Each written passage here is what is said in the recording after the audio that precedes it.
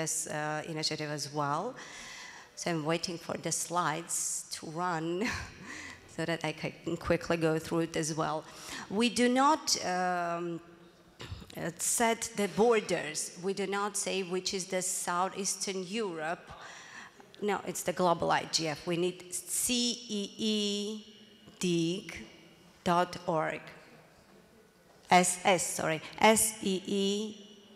seedig.org. Let's say it together. CEDIG, no, it's not in, okay, we can find there as well, but we have a separate website. CEDIG.net, I think. Yeah, exactly, that's us. We're a network from Southeastern Europe. Okay, so we do not have the borders, which I wanted to say. We keep it open, and we even call us C+. So we don't want to go to the political issues there of setting the borders. So if we go down, I will show you. Please go down on a page, and you will see our website as well. By the way, we have a lot of activities here. Down a little bit more, and about CEDIG here. Just click it. We have a brochure recently produced. This one, yeah. Okay, and presentation brochure. If you open it. Thank you. And we can go quickly. Yeah. But then I cannot scroll, so I will ask you to do that. Please scroll down. More. Please more, because I've talked about this. We enjoyed the message from the EU Commissioner for Digital Economy and Society, and they welcomed our successful forum last year that we had. This is the map of the countries. If we go more, we have the numbers. As I said, we already have 4 meetings. If you go down. So, no, stay please a little bit, I would say. So CEDIG community, as we say, it's everyone practically who want to be a part of the discussions. We welcome everyone. It will be all stakeholder groups representing, and it's an open-minded membership. We do not set the borders, as I said, and it is run, the CEDIG is run through the executive committee. We are 5 members from different countries. I'm from Armenia, and the other colleagues are from Turkey, Macedonia, Slovenia, and Romania. We are diverse in our stakeholder groups and our background. So our activities, what we do, we have our main focus is the annual meetings in different countries, and we want to foster the dialogue and cooperation between the stakeholders on digital policy issues, which is, by the way, being selected by the community. So our first meeting, as I already said, it was in Sofia, then the next one in Belgrade, Ohrid, and Ljubljana, it was this year. We have, in average, around 140 participants from different countries. You can see the number of countries is around 30 from the region. And this is one of our proud thing is our capacity development programs. We run that since 2017, so it's already been 2 years that we run. We have the fellowship program and the youth school program. Yes, so we launched that in Macedonia, and in these 2 years we had many applicants for this project. So for the youth school program, it is targeted for the youth, for the students, those who doesn't know much about the internet governance, or we bring them and teach them what is it. For this year, we have slightly changed the program. We want to have more online programs before the annual meeting. So we will, the call is already done for the youth school.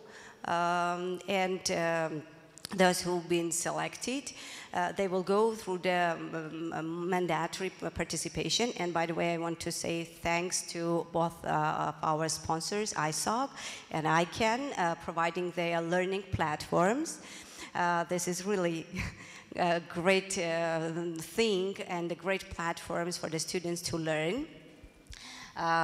We will have mandatory programs for the introduction to internet governance and the other things, so that the student will learn about it. And later on, based on their activities on these online courses, we will make a second selection. And those people already will go to the annual meeting. So this is about this. If we go up, please. No, up. I will. Yeah. So, yes. And a fellowship program, in comparison with the meeting, with the youth school program, it is already for those people who are engaged in their communities, who have some experience, they are very knowledgeable, and we invite them and help them come to our meetings so that they can share their knowledge to everyone in the community. And I'm happy to report that through these 2 years, we had representatives from Georgia, both for youth school and for the fellowship, and they remain engaged and active in our communities and our discussions, which is very useful. So what else do we have except for these capacity development programs? Actually, we are, the CDIC is one of those rare initiatives that we have an intersessional activities. We do not only gather once in a year, which many national IGFs are doing, but we do intersessional activities throughout the years. So those activities are, no, please, we have that, the other one, up, yeah. We have summaries, summaries. This is, all the things that we do in CDIC is a volunteer thing. So all the executive committee members, fellowship helpers, those who help us actually, the whole work is being done on a voluntary basis. And on the summaries, we have 13 editors from 9 countries. We started this project in 2016, and we had a lot of issues. So what we basically do is every month we collect digital policy developments, whatever happens in the region, as we call it C+ region. So we monitor 19 countries.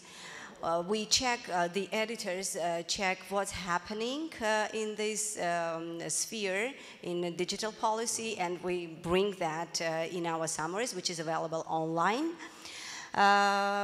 Okay, we have the surveys there. So this is the countries. This is the collaboration with the national IGFs, which we have, and Georgia is among them. Okay, about the planned activities. So this year, our 5th anniversary meeting will be in Romania, Bucharest. We go down. Yeah. Okay, we have, and among the local partners, we have Committee of Information Technology Communications in the Chamber of Deputies, Parliament of Romania. So all the things, the program, the agenda, it's being done by the community. We already finished the call for issues, and we compiled that. And very soon, just on this week, we will publish the draft agenda, which is very open, and you can make a comment. We will have the online planning meetings. And then everything will be done by the community. So the final program after publishing, we will form the organizing teams. So I invite you to be part of these activities. You will be an organizing team member, and then come to the annual meeting. Okay, so we are an open community. I encourage you to join, to check our website and join us. You can come to the meetings. You can send updates to our editors to cover all these issues that's happening. Okay, we'll pass this. So if you come and bring your voice, the voice from your country, that will be a very good participation and contribution to our initiative. I will skip these things because we don't have time, unfortunately. Yeah, if we go down, supporting organizations. So we enjoy the trust of our partners. And we have, yes, exactly, all the partnering, ISOC, ICANN, RIPE-NCC. Of course, we're collaborating with each other. And I want to stress that this network, once you are involved in one of the networks, you become engaged in the others as well. As Ranush told, you know, Ucha being a fellow of ICANN, me and Vahan been as well. So you see now we were engaged in different platforms. So it's just a little step to come in one of the networks, and then you will learn more and more and become more engaged in the region. So this is the thing, and we have the social media. You are more than welcome to subscribe to our mailing list, which is open, and go and check the social media and join us. Thank you very much. This was the CD. Thank you very much, Liana. Now we're going to go to the lunch break, right? Yeah, but just one announcement. I apologize for being late. Now I'd like to ask you to get back within a half an hour for session, not to finish that our today meeting longer. No? Bichis tkeli business ibarati. Yeah. Come here and stay.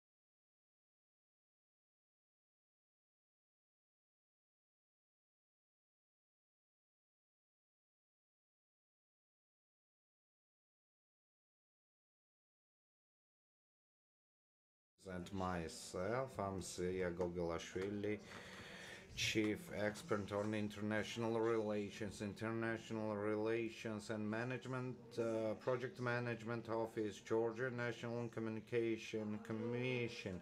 At the same time, I'm ICON consultation, a member of consultation team, and I represent also GeoIGF consultation team, and that is why I was entitled to moderate. As you know, from session, GeoIGF progresses, achievements, and challenges. Also, those reforms that had been conducted by GeoIGF administrator. We will have two online video calls, and one of them will be very interesting, informative, and educational regarding the universal education. I will present you or today's guest, Tin Monavardisashvili, which is the GeoIGF representative, informational representative. Shubitidze Khatuna, a manager of the Information Technology and Development Center. Sandro Karomidze, GEDOM and Council Coordinator. And online we'll have the Alexandra Kulikova, that is ICANN Eastern European and Central European country representative, so, and Katrina Sadak, so ICANN, one of the committees, CCNSO. This the chairperson of this organization. So this is a committee of the administrator of the upper level of this organization. So we'll have the five presenters, very busy session, and along with the busyness, it will be interesting. Therefore, it is crucial for us, and for it's in our IGF we have this session because domain development has a direct link with the development of the internet, and we'll try to make it more interesting. So we'll start with our national domain. I'm Tin Monavardisashvili, Service Manager, Information Technology Development Center. So in this organization is the G Zone National Domain Administrator in Georgia. So as you know, the Information Development Center started later with the domain registration in 2016 January.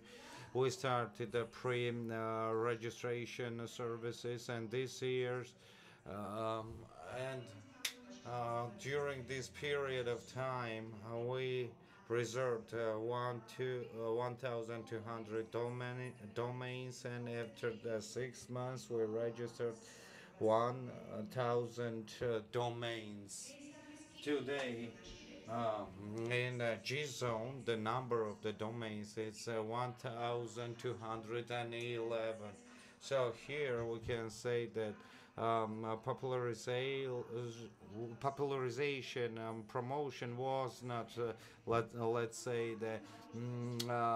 founded in Georgia, but at the same time, I should mention that national domains are not popular, and it's not only the Georgia challenge. And if we look some other examples who use the national domains, so in this case, we will see that national and comparably to the upper domains are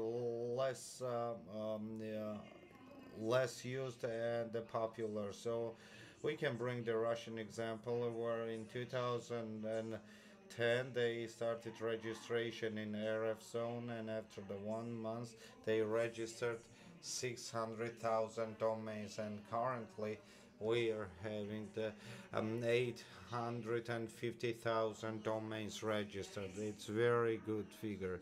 So, but if we'll go through the statistics, we'll see that, and you would see that throughout this period in Arab zone, and after the registration up to now, well, large development and the popularization was not established. And if we go back to Georgia throughout these 2 years, proceeding from statistics, we identified one problem, especially in the G zone. The customers are registered domains are registering the customers to prevent them from the threat. Well, for example, for a micro financial organization, we have many of them, which uh, register the domains that falls under them, so that other competitor organization or the natural body would not register the same domain. So, but in reality, they don't use these domains. They don't alive it or make it vivid. So this is one of the challenge, and we want to work in this direction in upcoming futures. We envisage or discuss that we should send appropriate messages to the owners of domains. So what privileges the national domains have comparably to other. So also what I want to draw your attention on in general in Georgian internet space, unfortunately, no, I should say we have the lax popularization of Georgian script, and we have the project Right in Georgia, which is made.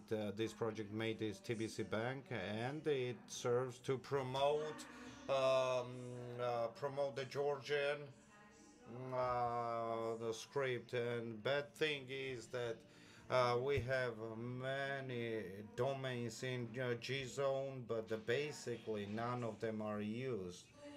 And if you are citizens of Georgia, and if you use the public transport, at the bus stops you would see banners that was made by this company in Georgian.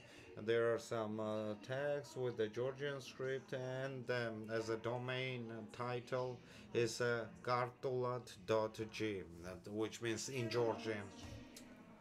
So what we can pay your attention on for future plans, our organization aims to adopt the state segments. We think that it is important for the government to register the national domains. There are a few reasons. I will mention a couple of them. First is the Georgian websites. For the official website, consumers are the Georgian citizens, right?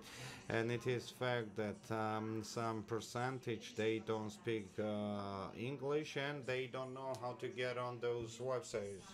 Just like the Parliament office, the state administration, Ministry of Justice, to write it properly, the domain of the domain of GZone, they try, but they still don't reach that certain link. So I think that state segment should be more involved and use the Georgian domains, and make it the Georgian domain. So to enhance, to strengthen to affirm my words, did you know that Parliament apparatus has the office registered two domains? So in one version is a parliament.g, and the second domain is the parliament.g, so with the wrong combination. So you probably understand why the Georgian parliament needed to make the mayor the second domain. Because the most of the population, they don't know how to write in English properly parliament. So, and not to get bored, let me present you one the funny story.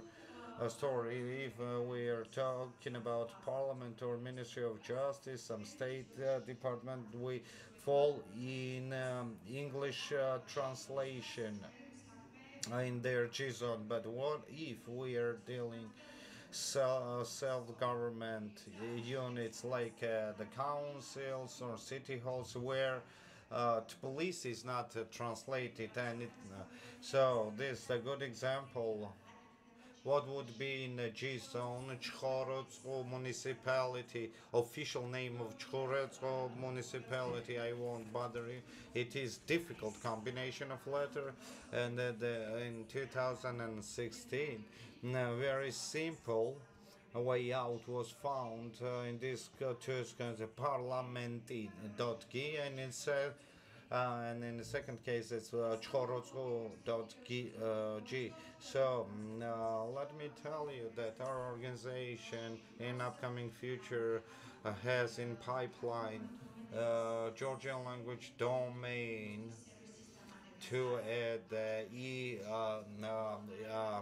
email in a Georgian language, so it's not difficult. For example, it's not proper. The national domain is not proper.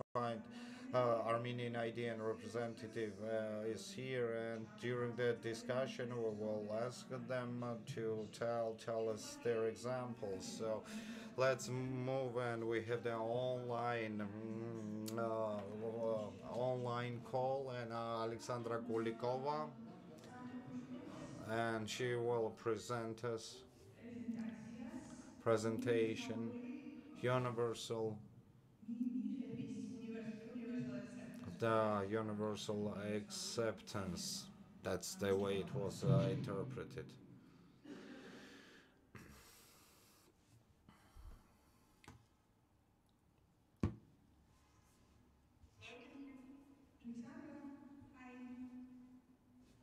Afternoon. Can you hear me? Yes, your voice is but I can hear you. აი შეგვიძლიათ ხო დავიწყოთ უკვე? ალექსანდრა, აი უკვე გხედავთ.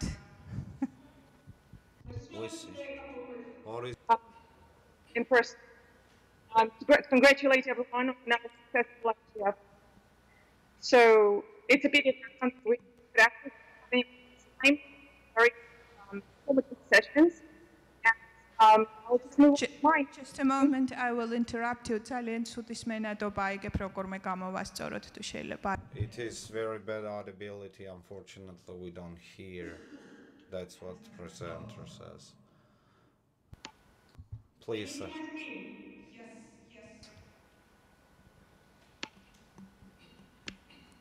You can start, Alexandra. Zia, can you see my screen? Yes, we see and we hear you, and you can start your presentation. Okay. It's all visible, right? And you can hear me well. Yes. Just confirm. Okay, I'm starting. So I think this introductory presentation that I wanted to come up with today fits well this session and this event as well. Unfortunately, I didn't hear the full presentation of the previous speaker on the Georgian IDN, but I do see that there are plans to expanding it and developing it, and I think this is a great movement which will serve the Georgian people and make the content online, which is specialized for the Georgian population, much more accessible. And the problem I want to bring up to your attention is linked to this. It's linked to the issues which have already been discussed today in terms of accessibility, in terms of both technical and in terms of basically the content that's out there. Universal acceptance is a weird term and notion. It doesn't translate well into Russian, as I found out. It doesn't translate well into Georgian either. But if you can come up with a good term, do let our interpreters know. I mean, those who work for ICANN meetings. But basically, this is going to be a very brief presentation. Is meant to raise awareness about the problems which come with the development of IDNs, of internationalized domain names, which are becoming more and more spread out. The problem is that their growth and their potential influence of how we experience the internet is affected by how technically we are ready to take up the technologies which are already available. So basically, it is about how ready we are, how accepting we are of multilingual, multi-script internet. And the reason why we are talking about this is that at this point of speaking today, on the 11th of December, it's over 1,500 top-level domains in the root zone. So the number is growing. I mean, it is fluctuating, but it's clearly an increase since the new generic top-level domain campaign, which many of you know. And of course, it is an increase with new scripts being introduced in the past decade. We have domains in Cyrillic, in Georgian script, in Armenian script, in Chinese and Arabic, etc., etc. So the uptake of that program clearly shows that there is a demand, but this demand can be properly satisfied if we are technically not ready and accepting. And it's not only just 2 or 3 characters anymore, right? So we can have quite long strings, and they're not only just in ASCII, which we're used to, which was the start of the internet. ASCII characters, they are now in so-called UTF-8 standard. And this list, it will be expanding. There will be innovation in the DNS. I'm sure there will be technical innovation more. And the question is how quickly we can adopt and embed those solutions which have been created into our life as users. Probably the most important application out of those which are affected about how well we are introducing IDNs into our day-to-day life is IDN mail. And just because it's maybe one of the most user-facing applications, it's one of the first ones, probably most spread out. And that's why we are so sensitive to it. So what's the problem? Very briefly, not to go into too much detail, what's the problem with this? If we look at the email address, we see username, then @ then second-level domain, and the dot, and then top-level domain. So the username is basically your mailbox name, and it can be in ASCII or Unicode. But as if you look at the description of the second-level domain, in this case, for instance, example, I can't read Chinese, so unfortunately I can't tell you what's out there. Probably example as well. It can be also ASCII or Unicode, but Unicode can be presented as Unicode or Punicode. What is it? Punicode is basically is a representation of an IDN string, X and dash dash, and then there is this long string of characters which basically translate Unicode into ASCII. But that's available only for this post @ part, the right-hand side. And then there is top-level domain where, again, it can be ASCII or Unicode. Again, Unicode can be presented as Punicode. But the problem is that the 2 parts, the left one, username, and everything to the right, are not compatible unless you are implementing, by default, unless you are implementing those solutions which are already available in the form of RFCs, requests for comments, developed in the IETF a few years back. They're available, and they can be implemented, which presumably is not a smooth ride. It can be bumpy in failures, technological failures, and maybe users having disrupted access to their preferred applications.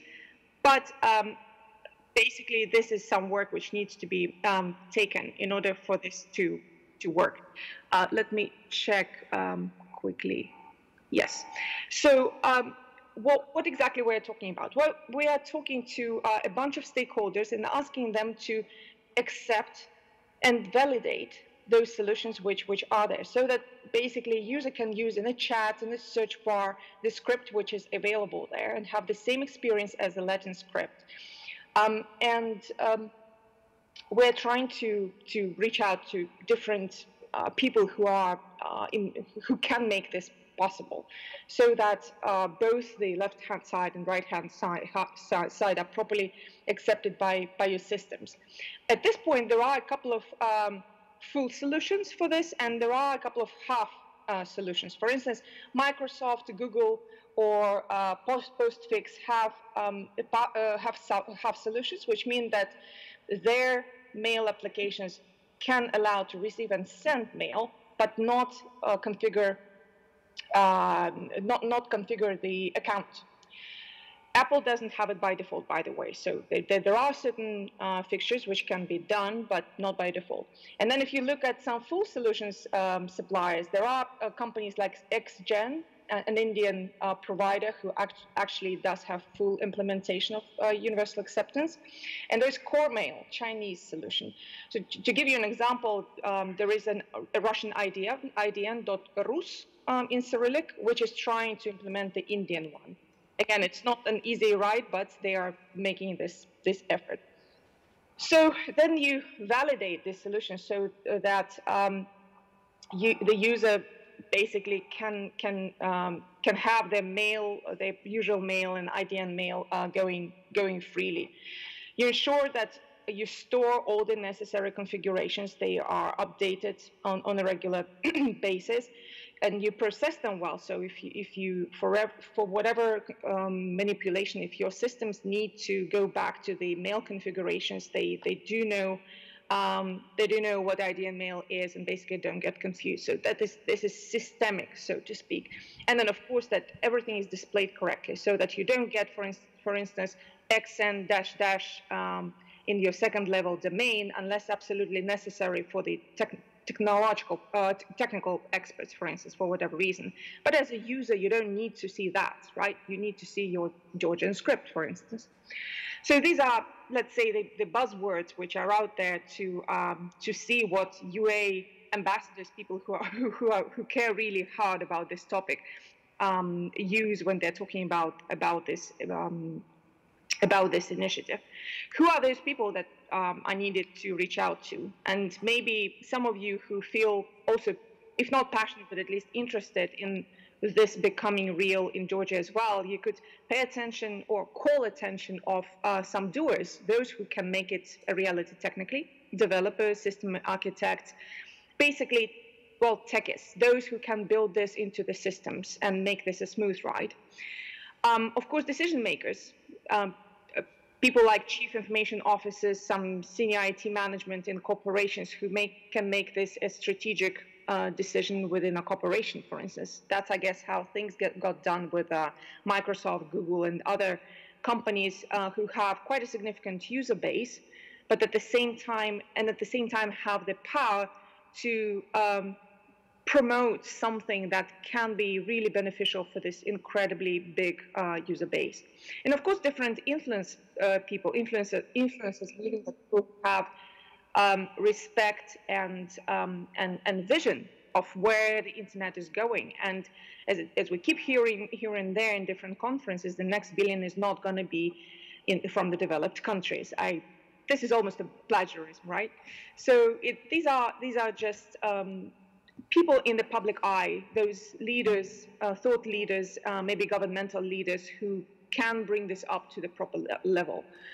I'm convinced that in every community, the balance of those who can so to speak, shift the needle, the balance and the role of those who can do it can differ. And it's up to the Georgian community to decide whether this is really necessary and who could make this difference. And I always have covered this, but just to reiterate, of course, this is something that could boost different areas of social life, culturally, societally, economically. Some of you who have followed the topic might have seen a report, I think it was last year, by Universal Acceptance Steering Group, UASG, and this is basically the group where you can go to for any guidance on technical update, universal acceptance to become reality. And there was a report saying that basically global economy is losing about 9.88 million annually because of universal acceptance basically not being universal and not being our truth, our life, our reality. So this is something to look at in various, perspectives, specifically for Georgia, for instance. Then, of course, if there are standards which have been accepted, and this universal acceptance is a standard now, as I said, there are a few RFCs which are out there just are waiting for implementation. It's probably good practice to have that in your practice, in the practice of your community. Of course, it creates better user experience for just everyone in this room, for all of us in whatever role we have in professional life, where at the end of the day, just users, and we want smooth experience with the internet, with the content we access and applications we use. Especially, as I said, because the new domain space is really big and potentially growing, and we all want this to be just the usual practice. And of course, IT specialists would say a big thank you if universal acceptance is something which is nothing new anymore, and there are fewer glitches. And of course, the more you adopt a certain technology, the more it becomes day-to-day reality, then the less problems you have. And just a couple of slides to show you some resources where to go to, or maybe point your colleagues who might be interested. Some authoritative tables of those domain names which basically are already in the root and can be taken to be accepted and validated in the software systems. Some documents for IDNs in applications, and some Unicode documents, certain specifications to make sure that again, there is as little breakage as possible if you decide to go for universal acceptance. Pay attention, please, to this box on the right, again, referring to the Universal Acceptance Steering Group, UASG, which is working really, really hard to raise awareness about this topic across the world. And I can say that ICANN is now paying more attention, even more attention. We used to talk on this topic before, but we are now going to pay even more attention and take an extra effort for awareness raising in this field. And again, a few documents in a few languages. I'm not sure there are materials in Georgian language, but this is only the reason to raise this question and maybe ask to provide certain resources, certain material in the native language. I'm sure that would be appreciated. You can, of course, subscribe and maybe even become an ambassador if you feel passionately about the topic.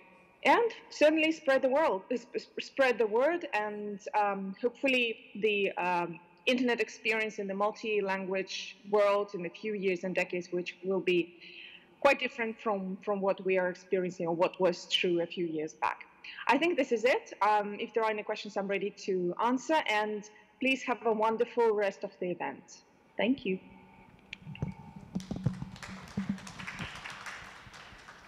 Ძალიან დიდი მადლობა ალექსანდრა, ნამდვილად ძალიან საინტერესო. Thank you very much, Alexandra, for your presentation. Do we have questions, or let's listen all our presenters and then we'll ask the question. Now, G-domain. Move to the G-domain. We all know that recently what problems we were facing, the administration and the governance with the administration and governance of G-domain. So we fought together and we tried to approximate it to the international widespread experience. So, and Caucasus representative Hatuna Shaubitidze will touch upon this topic, and then we will have Mr. Sandro Karumidze, who will tell us regarding the G-Domain Consultation Council. Good afternoon once again. I'm Khatun Ashad Shupitidze, the domain administrator and registration management service in Caucasus Online, and I will touch upon the basic reforms where we built up all our regulations and rules on and 16th of April 2018 is the well-known date for you because this is the reform launching date.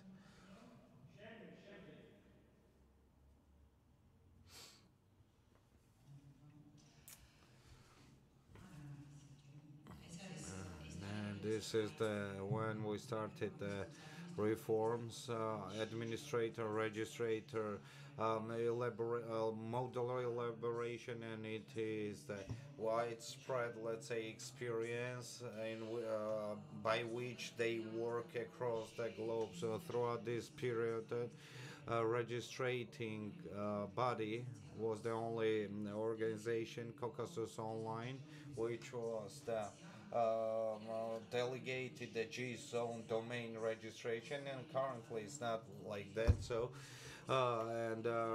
Caucasus Online is the G-zone registrator.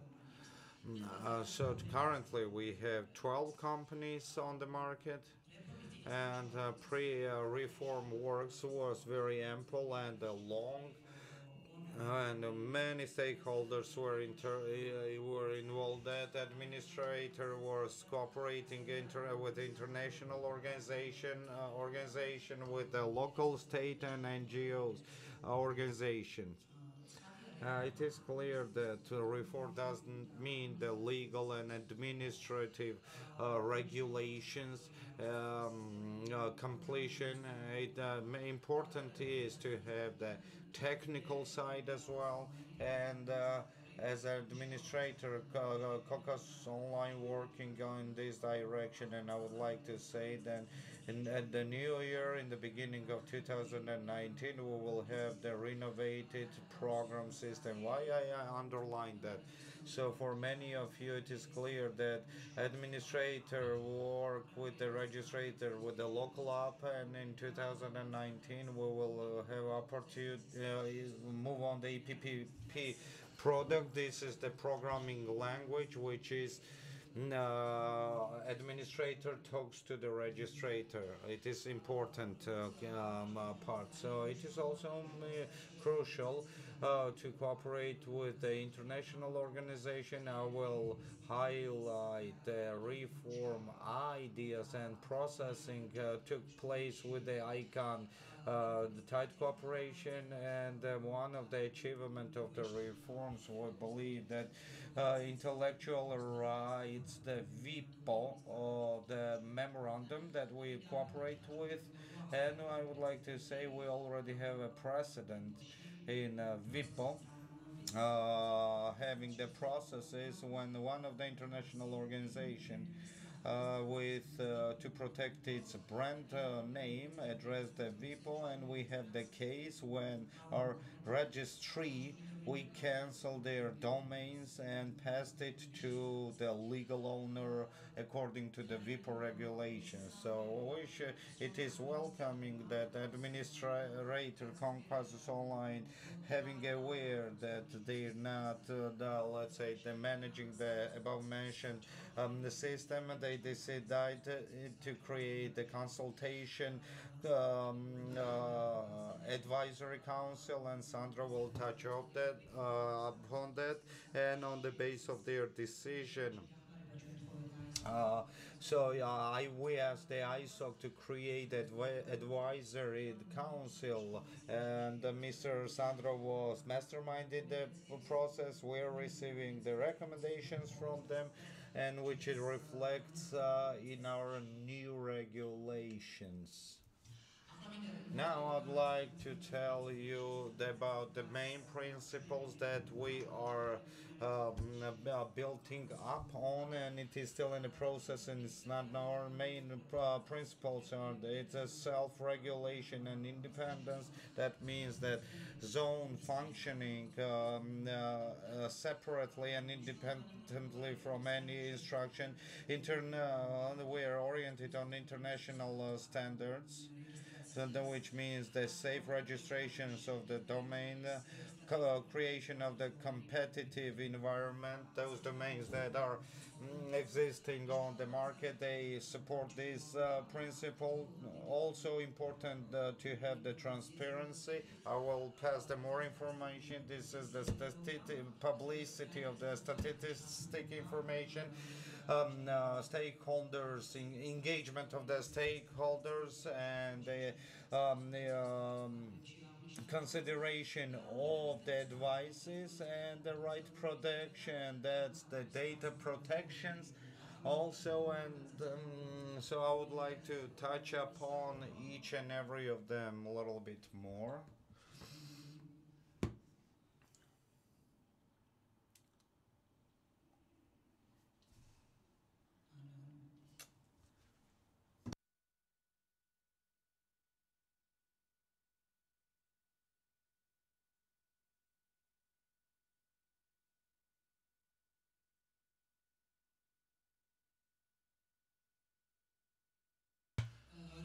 As you know, the self-regulation and independent CCTLD work doesn't represent, it doesn't fall under any state organization. And in case of Georgia, we have the same situation.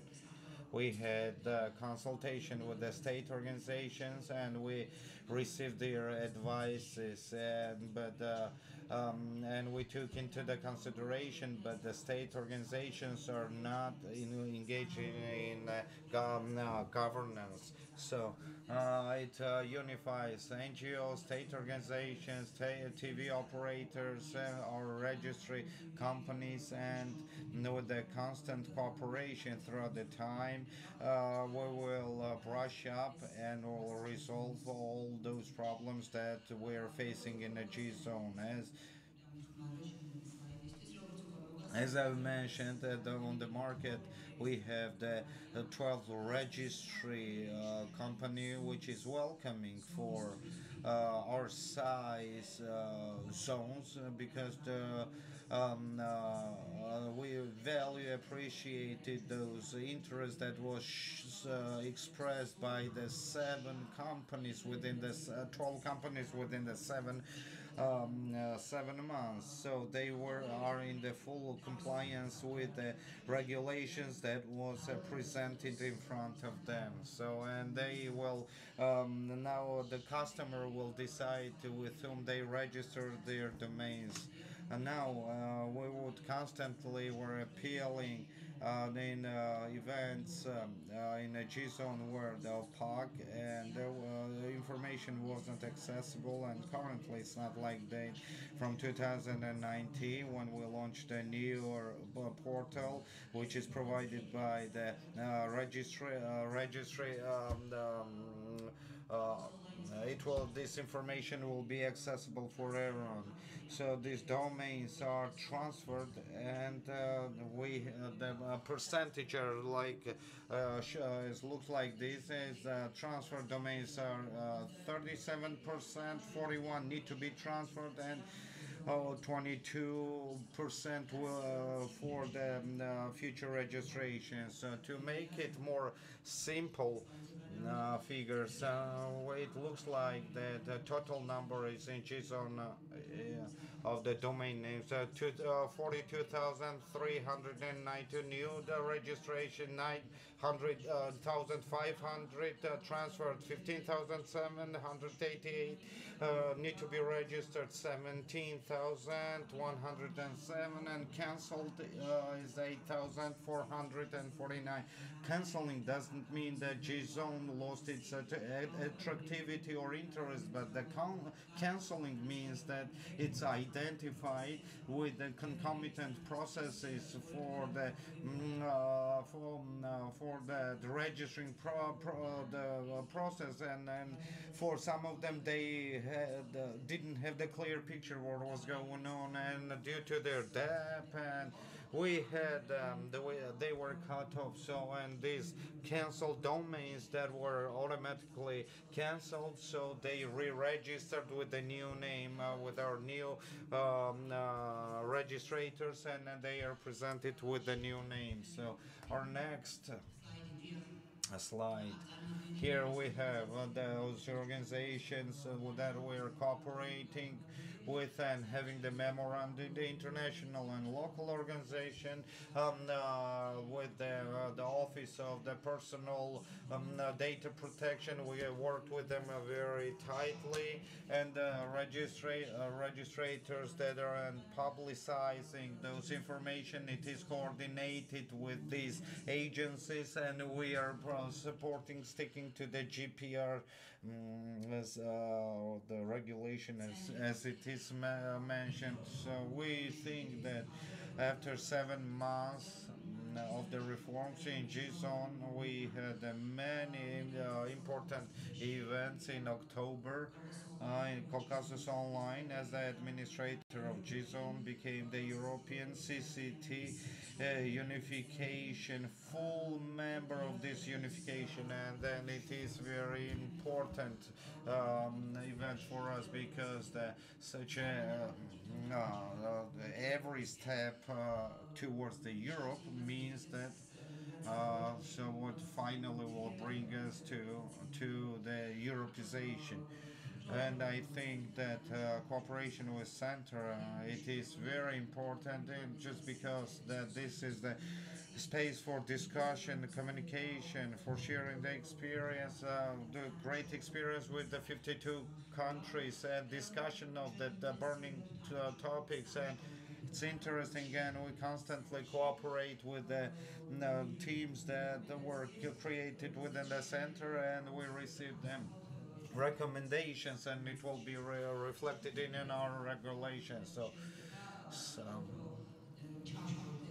so to these teams are that we have on the daily basis cooperate with and receive the consultation, administrate the legal and regulatory marketing groups that are very much active. This is the team that cares in each zone of their promotion, zone promotion or popularization, research and development group, which is personally for me it's most important, and the security and technical group, so which provides the personal information protection of each customer and its preservation. So very briefly, I would like to touch upon. I would like to mention those main directions that we have in pipeline, and which is planned for 2009. So we will have the following direction: regulation and the rules refining. So those blemishes, shortfalls, and upload them, and so this will be accessible on our website next year, and we will reflect those recommendations in our regulations that was given to us. Also, we plan to improve the services, which is crucial for us, and from this point of view, from this angle, we plan to identify the indexes of the satisfactory work of the registrator. So quite often we receive questions, so what vision we have regarding DSM implementation, and it is clear if we want to tailor ourselves to the European standard, it means that this is main factor for our technical group, who always constantly works with both with local and international groups to resolve how they implementing in Georgia, what methods we would use in Georgia to stay in line with those regulations. So also we will have the updated new system which simplifies the communication with the registrators. So if it's with the happens with the local ops or the mails, so in that case we will have them create a room where you'll have the information access. So pen testing with this is the one of the crucial topic. No updated portal would worse anything if it is like a contains some threat for the registrator and administrator has implemented, and upcoming year it will go through the test and for pen test, and all our system will be certified, and at the end all join that we all need to take care of. That's G zone increase of awareness, and which is in direct link with the sales management and some other activities. So I would like to tell you that administrators started a cooperation with the registrator. We've created a marketing group. We've conducted a meeting. We've heard their thoughts, opinions. We gave them our recommendations. So we're actively involved in this direction, and in the future we will have the more to say. So in G Zone it will be more presentable. Thank you very much for your attention.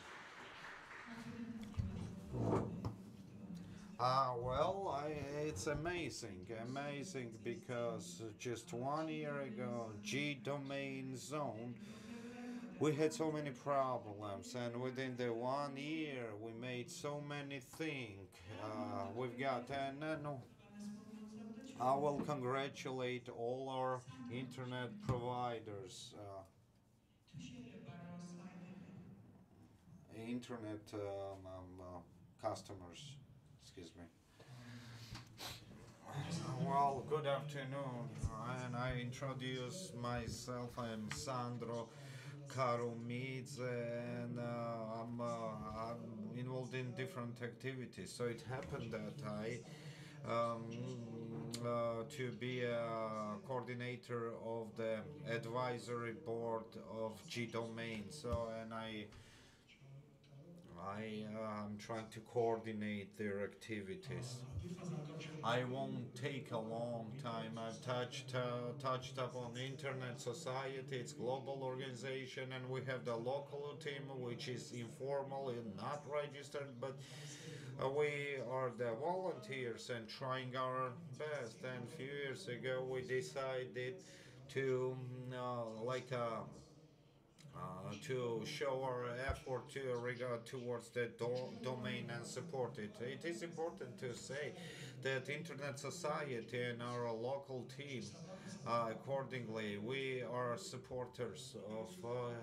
It sounds like multi-stakeholders approach in English. So, what it means, so that the different stakeholders regarding some certain topic,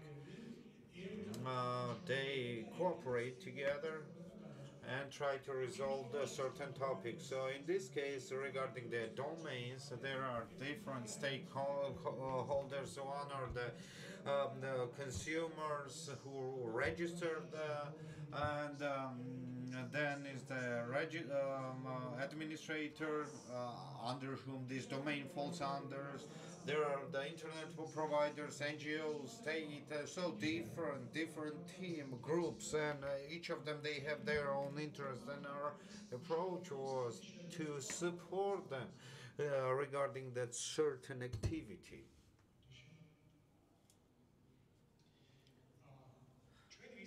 And our aim was, for first, why we started working on this activity.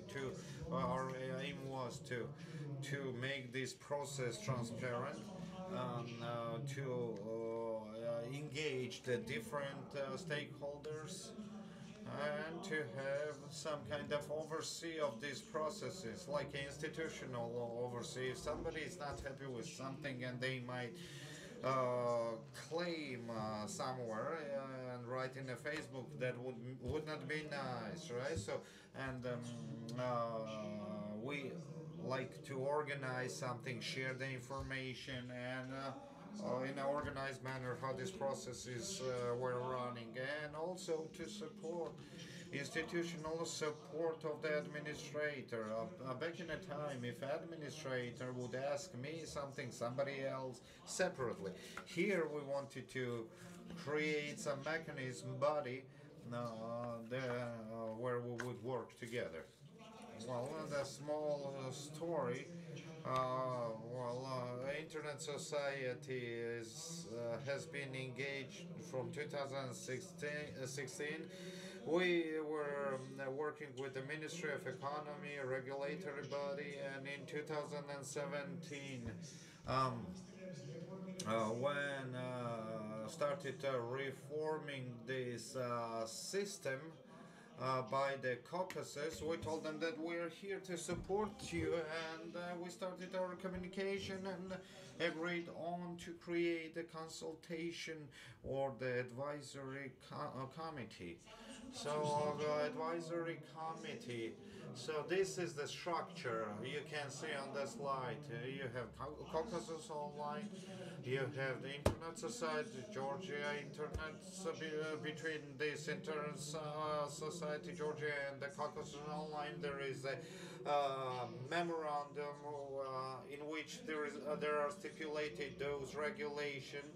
So then Internet Society Georgia separately created the advisory council, which consists of 5 representatives. They are the registrators, they are campaigns that are selling domains and working with the domain.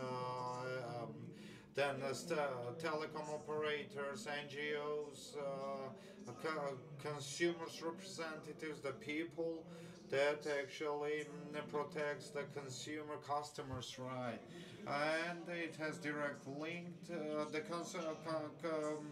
Caucasus Online has a direct cooperation then with the Georgian society. So this is by this society. So if something wrong, you can legally blame the Internet Society, the functions. So I will move on to English, and I will, in Georgian it is blur, and I will tell you here. So what is the responsibility, what they do? Their responsibility first is the Caucasus Online, when they have some certain questions and want to receive some advices. Caucasus Online will address the advisory council, and the advisory council will discuss those topics and answer the Caucasus Online. Here are our recommendations. So they are going back to the Caucasus Online with a recommendation that can be taken into the consideration or may not taken into the consideration by Caucasus. So also separately, independently, this online this council also observe independently and without addressing that online society. So advise the Caucasus Online. So this is how it works. And then they will receive sent to Caucasus Online the recommendations, which is the argument, all those arguments why these certain recommendations were given to Caucasus Online, and those or also the counter arguments within the council why these certain individuals would disagree with this recommendation. So all this information is transparent and uploaded on the website, Facebook, and it is accessible for any of you. Caucasus Online takes the responsibility that they will take into consideration this recommendation and it would be great if they adopt it, or if they don't, then they will answer. Due to this reason, I don't accept this recommendation. So this is the scheme. So only topic that Caucasus Online told himself, this is the financial side and how much should be the income of the Caucasus Online, how they allocate those incomes, and what should be the prices, rates. So we don't discuss this. At the same time, I would like to mention first, this is absolutely transparent. The work of the council.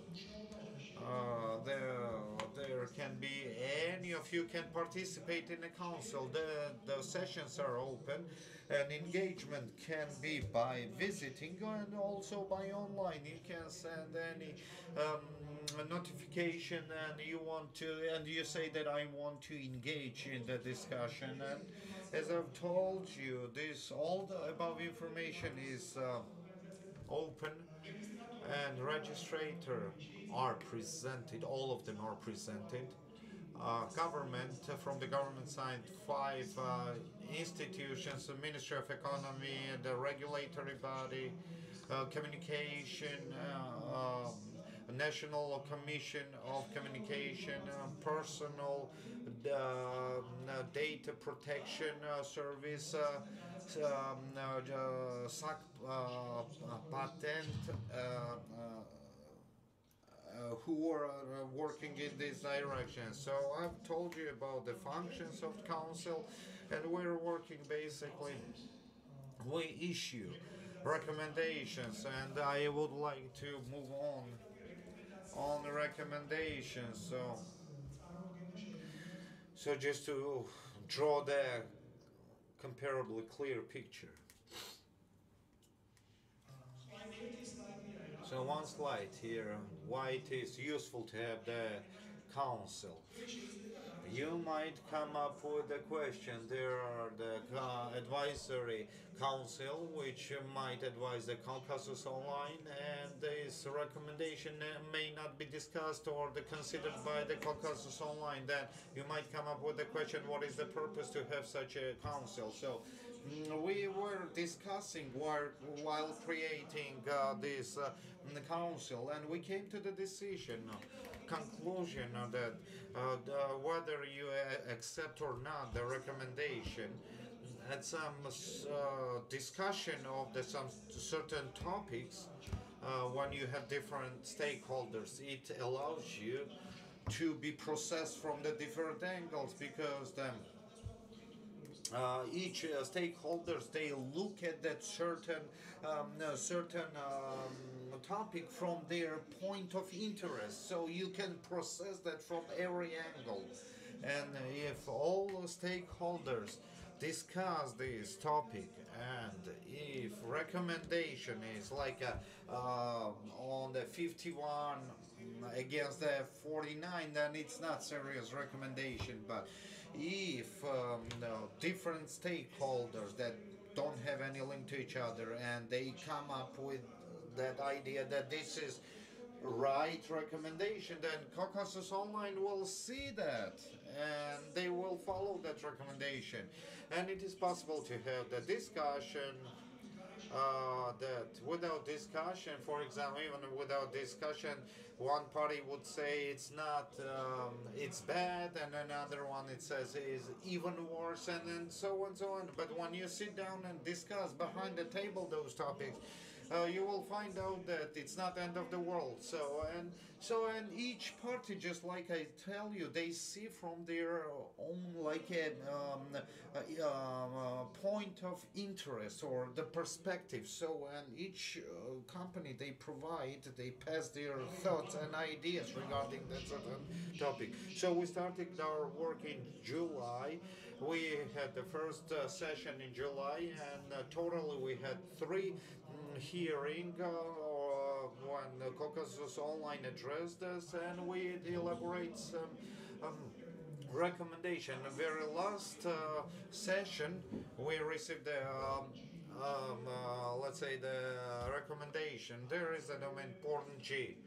For example, stupid nation G, or always or can be registered once some more stupid names or so whether this company wants to have some domain to be registered with such a terrible name. So, well, we don't have registered that because the registrator and administrators they did not register it, and we discussed that a lot. And we elaborated the recommendation first, and overall, with there shouldn't be any names or shouldn't be blocked but if it's not against international and Georgian legislation, so if it kind of triggers or like incentivize fascism or Nazi section, so it shouldn't be blocked. So accordingly, we need to create the list by which criteria we need to block some of those names and some titles or names the council is ready to discuss, and on the base of that the council will send a recommendation or release a recommendation. And one nuance, it may not be clear if we don't discuss that clearly. For some certain, you want to register some name, you address the registrator and you tell them please register it for me, and there is nothing illegal in those names and it does not contradict the international norms, but that registrator, because they are afraid of registering this name and that somebody else would blame them that he's trying to kind of them coerce something, and they might say, the registrator might say, I'm not gonna register it. So there should be the mechanism that registrator, I'm not saying they're illegal, but legal law would protect them from the legal but unpleasant registration. So we issued a recommendation. If registrator tell you, refuse you to register something, first they should send you the letter. Due to these reasons, I'm not registering with this name, and they will tell you that there is a certain council, you can address that some council, and the council will discuss this question, and when they discuss that, and when the council tell you that the registrator decision was legitimate, or if it's illegitimate, then registrator should register you. So and when registrator registers you, that name that you wanted, then if something happen, well, somebody will come up with a question, they can redirect it to the council and said that on the basis of the decision of the council we registered with this name. So for example, if there is a topic that need to be discussed and need to be judged, you can address to the Caucasus Online, and Caucasus Online will address us, and or you can directly address us. So basically, this is it. What I wanted to say, and.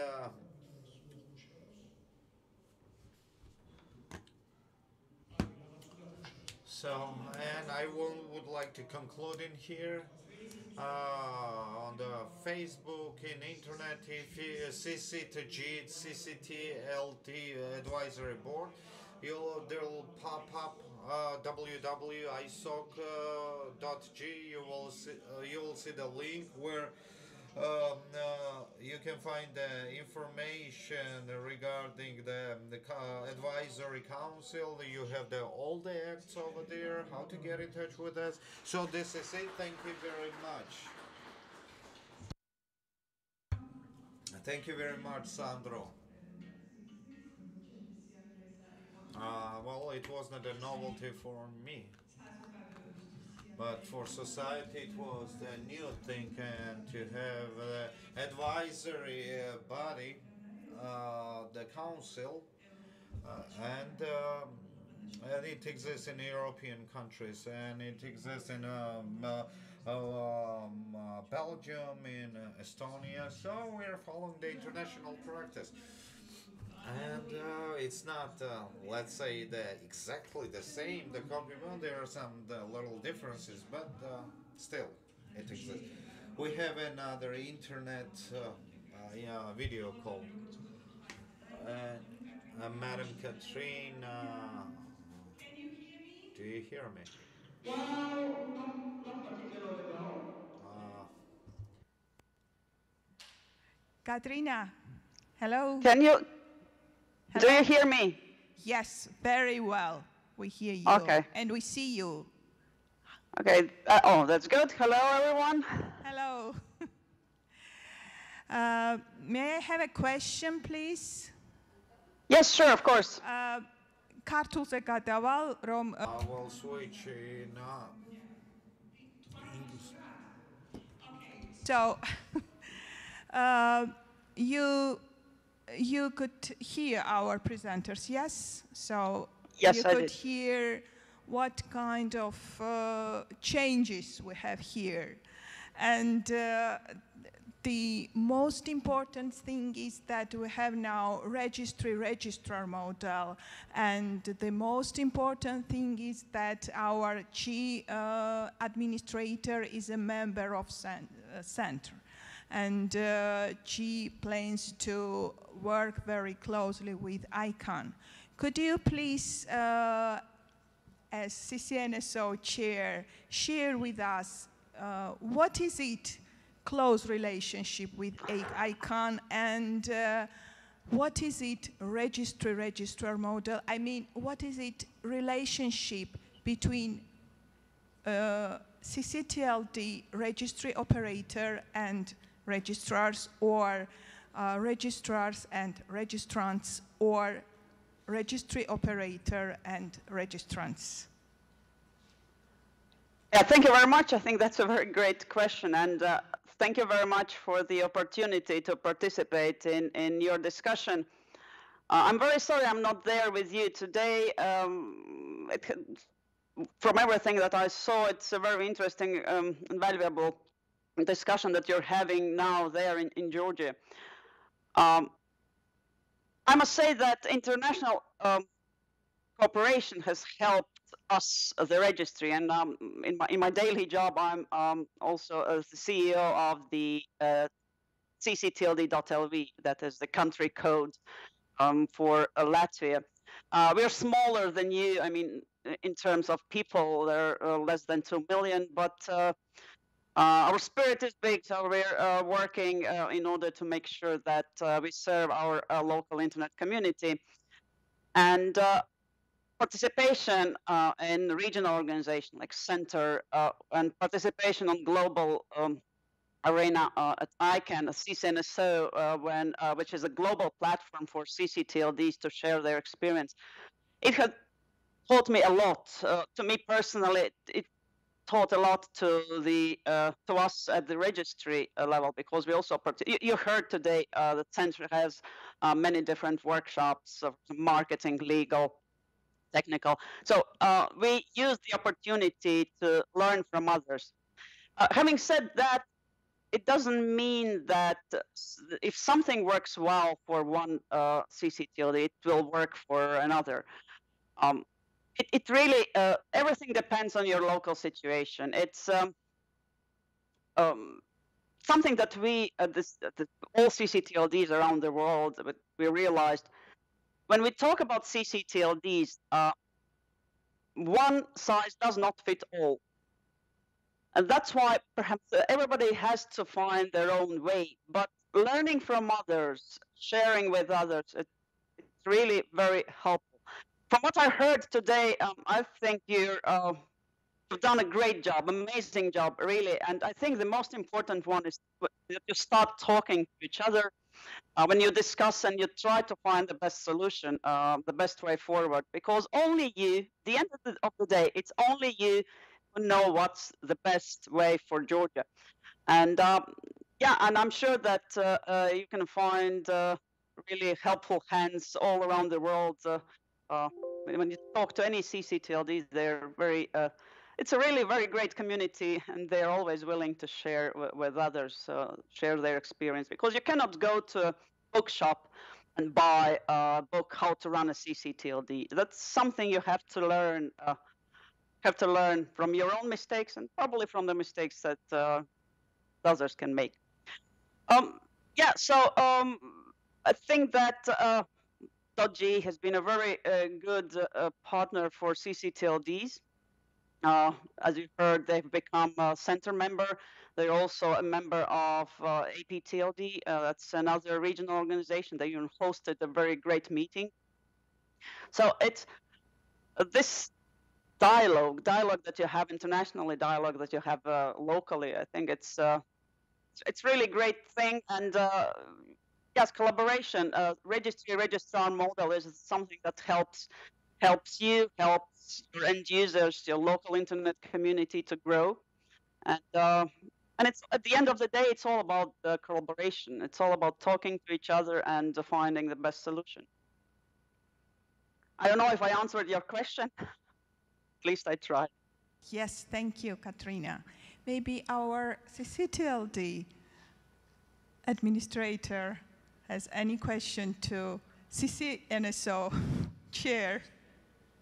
I can answer in my personal capacity. Okay, thank you. Thank you very much, Katrina, for your... Thank you very much. Yeah. Thank you. Thank you, and have a great conference. Thank you. Hope next year you will participate face-to-face here. You will come here to Tbilisi.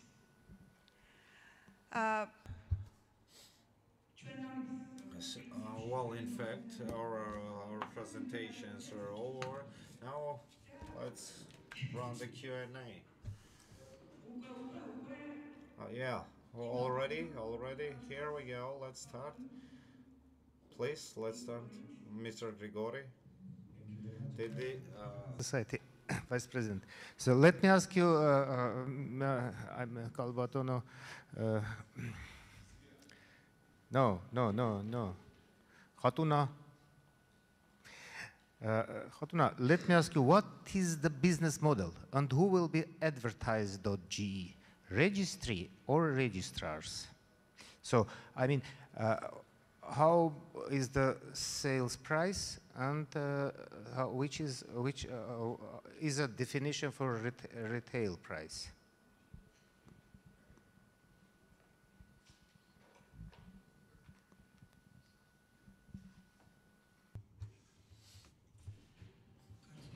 I will answer in Georgian. Our business model.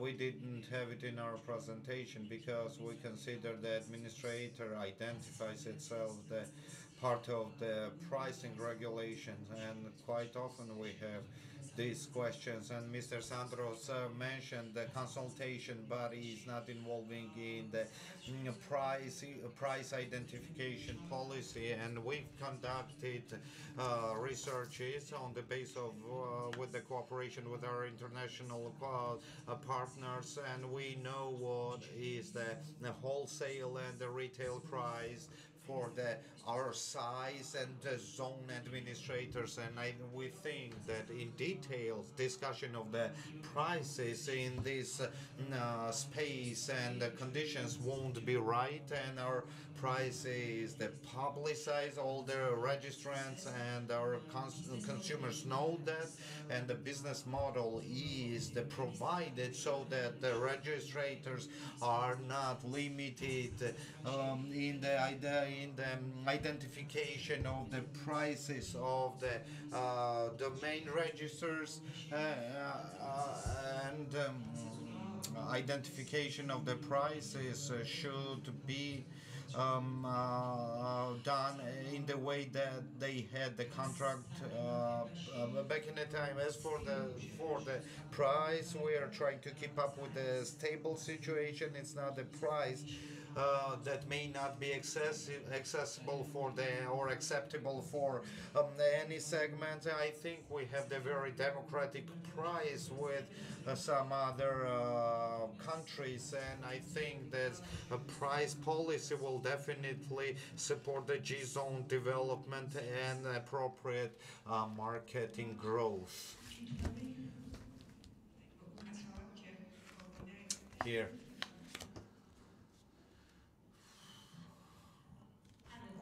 Well, regarding this topic and how much I understood, I am confused.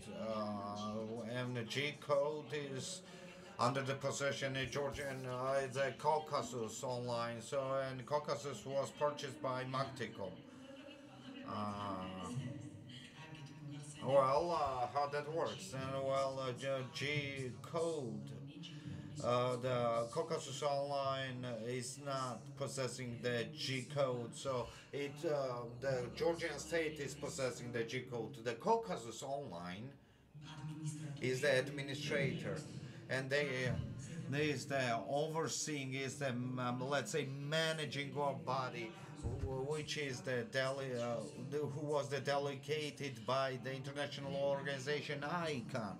To explain it simply, yes, Caucasus Online is responsible for all the domain names registered in John's name, appropriate registration, legal part, and so on and so on, and also responsible to the appropriate functioning of the operators that we have currently on the market. So for the Magticom and Caucasus relationship, yes, you have the right um, information that some certain percentage was bought by Magticom,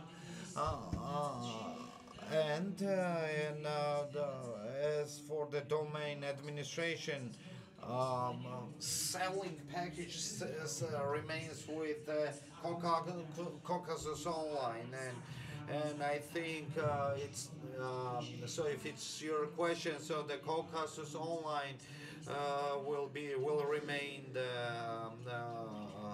registrator of the domain. So and many years. So and it does not. I don't see any threat regarding the losing this. Let's say the part of the company. Ramastopuria. Well, I have the question to our first speaker. If Georgian manuscript is interesting, we have many let's say the script, and why we cannot make it. For example, in back in the communist time, there was a newspaper, communist, and once they uh, offered us to print it with obstetric rule. So that was the shift. Fonts were very interesting and beautiful. If we create a new one, or if we find this to present our script like a more in a beautiful manner, well, in G-Zone and G-Zone we use the one certain font. So and to change that currently it's impossible. Whatever you say in a domain website represent, if not in the zones, but in domain representatives. They can place it in their content, but it is complicated. So we're talking about the title and not the text that are presented on the website in the Georgian language.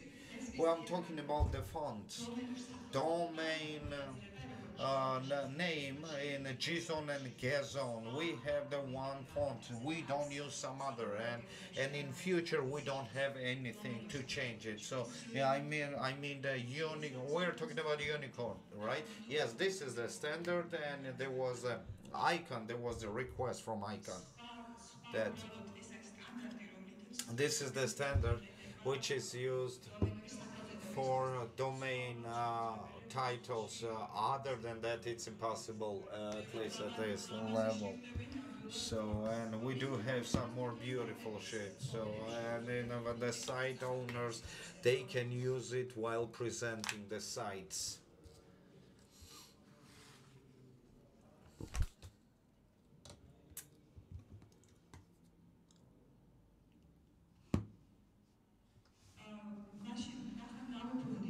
As we speak speaking of the domain in the beginning, I promised you here's our Armenian counterpart, and I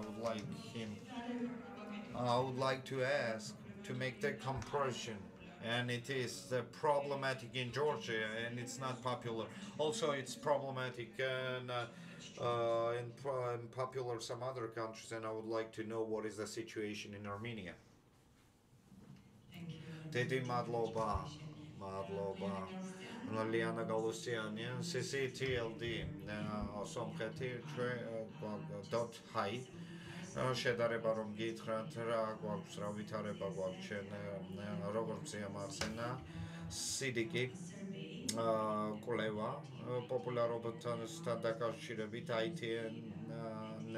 ITN-თან ვინც იყენებს ამას რა თქმა უნდა მართალია არაა პოპულარული ჩვენთანაც მაგრამ ჩვენ ITN-ს როდესაც ვახორციელებთ რა გვინდოდა რომ არა სარგებელი მივიღოთ, არამედ სოციალური პროექტი გაგვეხორციელებინა, რომ ხალხისთვის მიგვეცენ, რომ მათი ეროვნული ასე დამწყრელობა გაჟღერებული იყო და ეს იყო, ანუ ეროვნული პროექტი საზოგადოებისთვის. ჩვენ დავიწყე IDN-ი დაახლოებით იგივე წელს დაიწყო საქართველოში 6 თვის განსხვავებით და ჩვენ გქონდა IDN-ის დომენური რეგისტრირების დროს 300 დომეინი ასე ვთქვათ დომეინი დარეგისტრირებული იყო 300 და ჩვენ რაც ჩვენ დავიწყეთ ბოლოს რომ გაგვაპოპულარიზაციისთვის ჩვენ დავიწყეთ თანამშრომლობა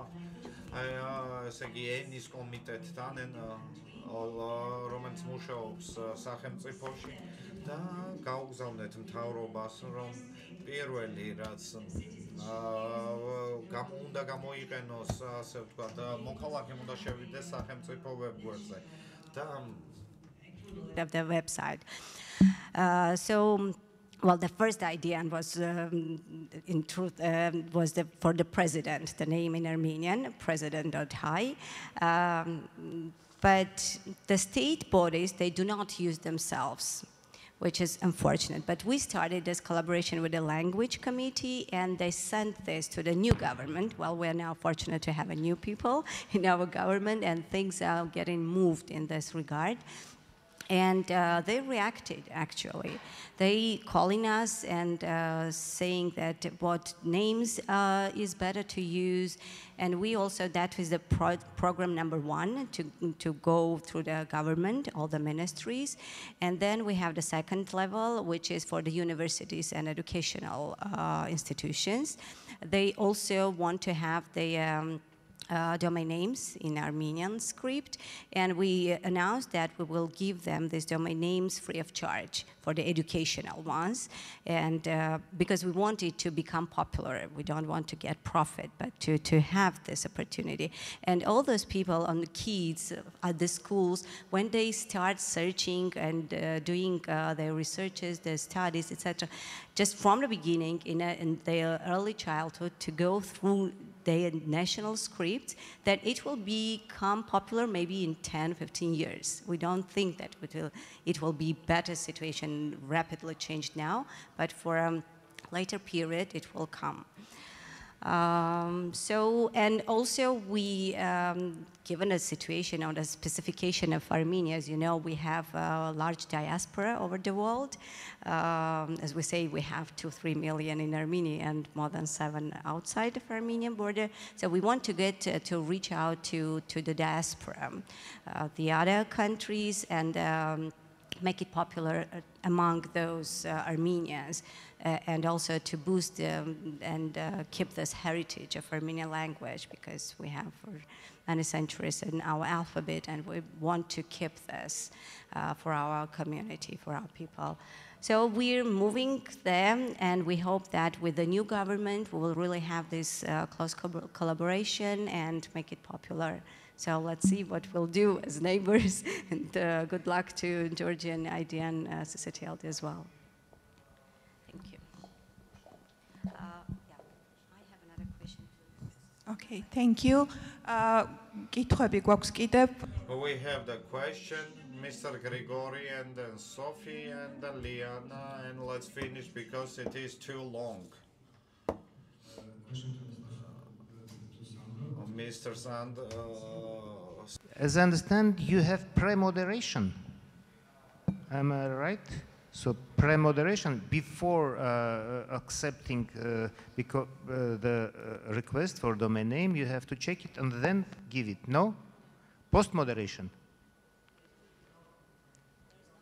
There is no, but you told about blacklist.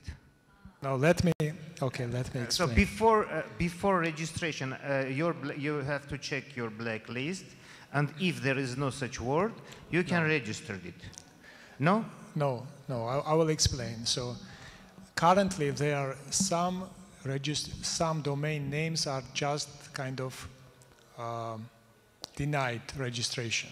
Some blacklist.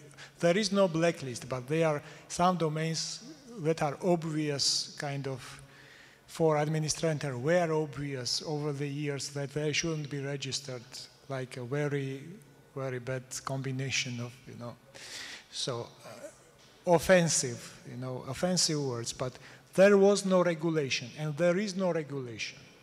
So administrator asked us what is our recommendation. So what I presented, it's just a recommendation of the advisory board, and our recommendation is not to have a blacklist, but to have first some principles, like a short list of basic principles, indicating that actually there are some principles already included in Georgian and international legislation, that there shouldn't be like hate,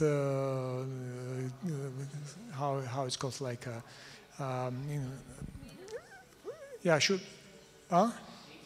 hate speech. There shouldn't be hate speech or kind of ეროვნებათა შორისო შუღლი როგორ არის? No. International, let's say there shouldn't be there shouldn't be the internation conflict or the like a triggering international conflict. So these are the main principles. And we have only this. When you apply as an interested person to register domain, current procedure is that registry, the company which is registering your domain, they have to do it out. They don't do it automatically. They have to. There is a person who reads it and approves it. Yeah, there is pre-moderation. Currently, there is a pre-moderation.